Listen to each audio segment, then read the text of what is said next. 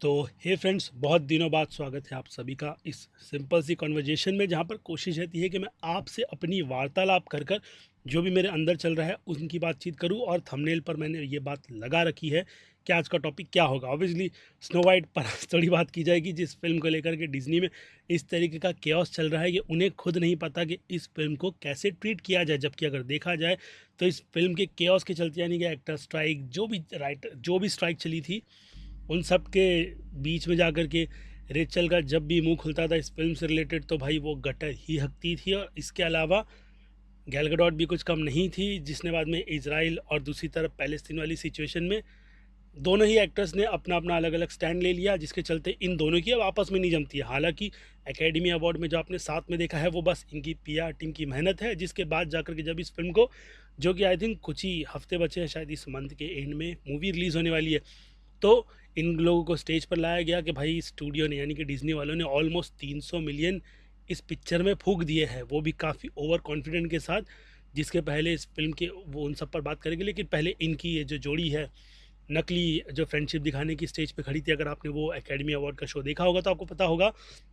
कि कुछ भी खास ज़्यादा अच्छी नहीं थी। बस वो लोग आए थे, अपना काम कर कर निकल गए, कुछ इसी तरीके की सिचुएशन थी। जिसके बाद अब जब फिल्म को प्रमोट करने की बात निकल कर आई है, तो रेचल को बोला कि भाई काम कर, तू वर्ल्ड टूर कर इंटरनेशनल लेवल पर। इंडिया में पता नहीं आएगी कि नहीं आएगी, जो कि मुश्किल है, लेकिन जापान, ये सारी यूके, इन सभी जगह पर रेचल जा जा करके अपनी मूवी अकेले बैठ करके प्रमोट कर रही है। लेकिन वो बहुत सेफ खेल रही है, ताकि इंटरनेशनल लेवल पर जाकर के जो भी कंट्रोवर्सी चल रही है इस फिल्म से, उसे अवॉइड कर कर उसे सिर्फ वो उनके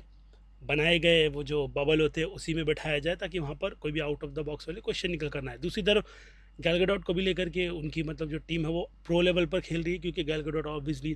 इस फील्ड में रेचल से भी काफ़ी ज़्यादा टाइम से है, और उसको पता है कि चीज़ों को किस तरीके से हैंडल करना है। हालांकि एक फ़िल्म लगानी थी, लेकिन उस टाइम पर किसी ने भी सपोर्ट नहीं दिखाया। इसके बाद रेचल भी अंडरग्राउंड हो गई,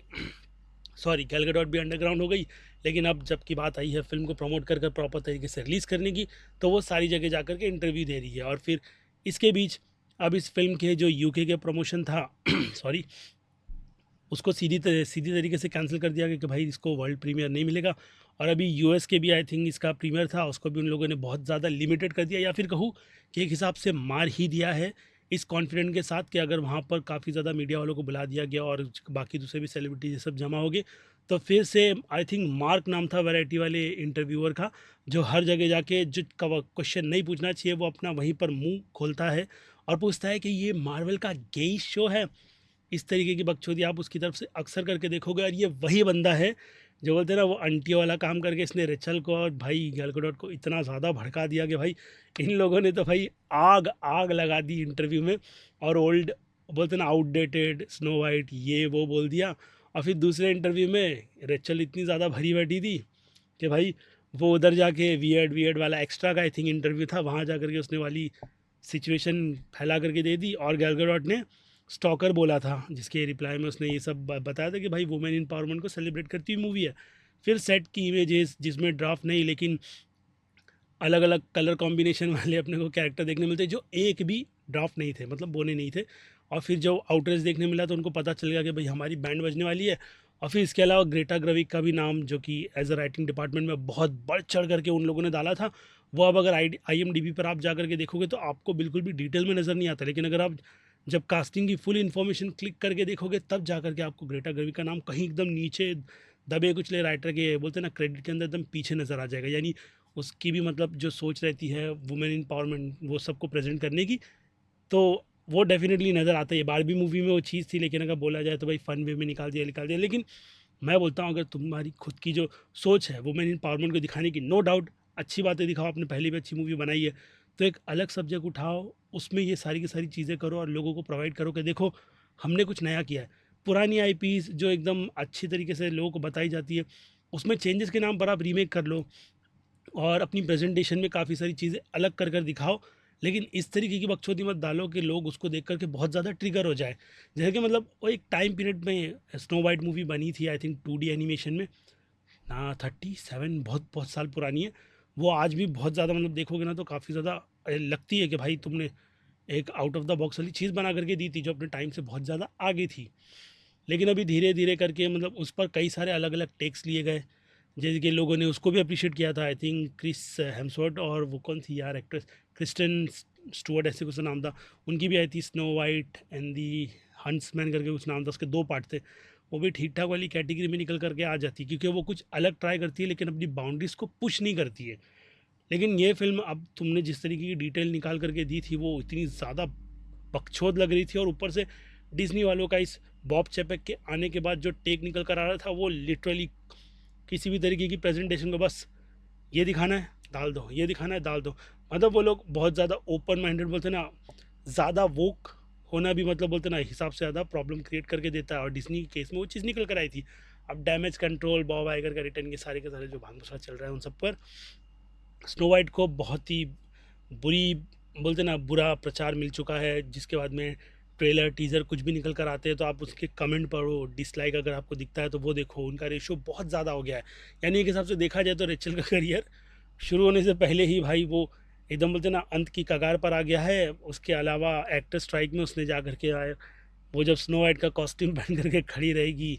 तो उसके उसको चार्ज चाहिए, तो भाई तुम जब वो डील साइन करते हो तो उसमें तो तुम्हारे कॉन्ट्रैक्ट में लिखा हुआ होता है कि तुम्हारी फ़ीस कितनी है, तो खड़े रह करके कितना चार्ज करना है, ये सब ये बहुत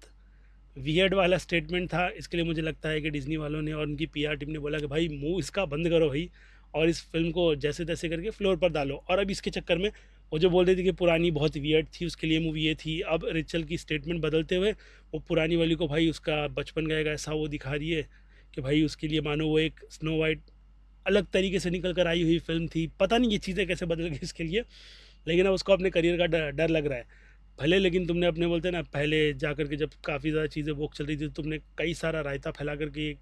लोगों के सामने दिखा दिया कि हम तो ऐसे, और अब तुम उसको समेटने के लिए ये बकचोदी करोगे। ऊपर से डिज़नी अब इस पूरी की पूरी फ़िल्म को फिर से रीशूट करने के बाद जो 300 मिलियन के बजट पर लेकर के आ गया है, अब इसके पता नहीं प्रमोशन में आई थिंक प्रमोशन का बजट पकड़ करके, क्योंकि इसको ना थोड़ा लिमिटेड रखा गया, इसके लिए 300 पार नहीं करेगा, लेकिन फिर भी 300 रकम बहुत ज़्यादा बड़ी होती है, जिसको ब्रेक थ्रू करने के लिए भी इसको कम से कम है ना 680 या फिर 650 तक मिलियन का बिजनेस करना होगा, तब जा कर के मूवी ये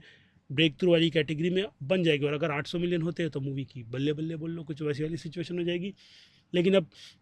वो चीज़ें फ़िलहाल तो होती हुई नज़र नहीं आ रही है, लेकिन डिज़नी वालों की तरफ से बहुत बोलते हैं ना एड़ी चोटी का ज़ोर लगा करके कोशिश की जा रही है कि वो लोग इस फ़िल्म को पुरानी के साथ ही रिजेम्बलेंस करके ये बताया कि उन लोगों ने भाई ऑनेस्ट टेक रखते हुए इस फ़िल्म के साथ में, यानी कि इसके पूरे जैसी कहानी है, स्टोरी टेलिंग, उन सब में कुछ भी छेड़छाड़ नहीं की है। तो आपने देखा होगा कि प्रमोशन में वो लोग पुरानी वाली मूवी के सीन बाय सीन को मतलब पहले 2D में दिखाते हैं, फिर 3D में कन्वर्ट करते हैं, ऐसी सारी की सारी चीज़ें कर करके बार बार दिखा रहे हैं, ताकि वो उनका लगे कि उनका टेस्ट बोलते ना टेक एकदम ऑनेस्ट है। लेकिन हर लोगों के लिए पैसा बड़ा होता है, तो स्टूडियो के लिए भी वही है, और ऊपर से ऑडियंस बहुत ज़्यादा जो मूवी को बैकलैश दे रही है, उसके चलते डिज़नी वालों को इस तरीके का डिसीजन लेना पड़ा है। इट मीन्स कि अगर ऑडियंस एक साथ होकर के अगर आवाज़ लगाएगी तो स्टूडियो सुनता है, लेकिन कुछ केस में फ़िलहाल तो इग्नोर कर दिया जाता है, ख़ास करके हमारी इंडियन फ़िल्म इंडस्ट्री में, जिस पर अगर टॉपिक निकल कर आया तो उस पर भी बात करेंगे, क्योंकि एक छोटा सा रायता फैला हुआ है